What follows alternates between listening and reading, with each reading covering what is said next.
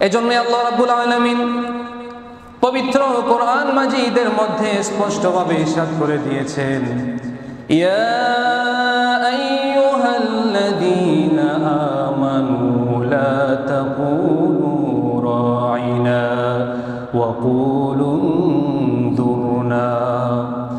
আল্লাহ রাব্বুল আলামিন বলছেন, ও ঈমানদাররা, তোমরা আমার নবীকে রাঈনা বলে সম্বোধন করবে না, তোমরা আমার নবীকে উনজুরনা বলে সম্বোধন করবে।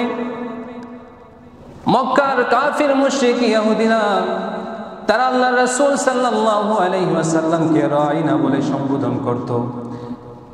সাহাবায়ে কেরামগণ রাঈনা বলে সম্বোধন করতেন।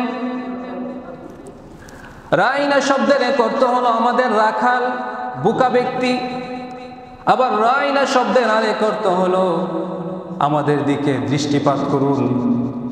যখন ইহুদিরা ও মুসলিমরা আল্লাহর হাবিবকে রাঈনা বলে সম্বোধন করতেন, তখন তাদের মনে মনে চিন্তা ছিল, মুহাম্মদ তো রাখাল, মুহাম্মদ তো একজন বোকা ব্যক্তি।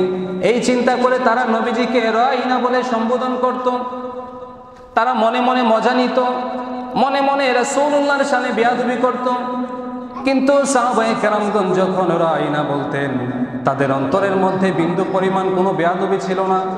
তারা ভালো নিয়তে রাঈনা শব্দ বলতেন।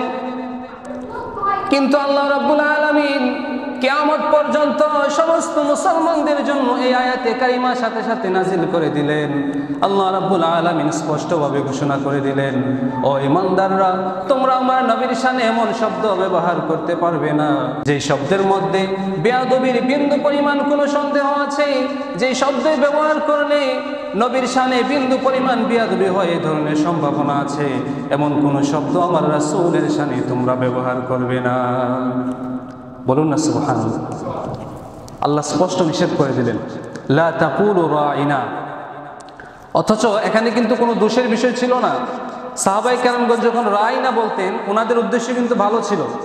ওনারা কিন্তু আমাদের রাখাল নবীজি এই উদ্দেশ্যে রাঈনা শব্দ ব্যবহার করতো না। ওনাদের উদ্দেশ্য ছিল ভালো। ওনারা উদ্দেশ্য করতেন এটাই যে, হে নবী, দয়া করে আমাদের দিকে দৃষ্টিপাত করুন।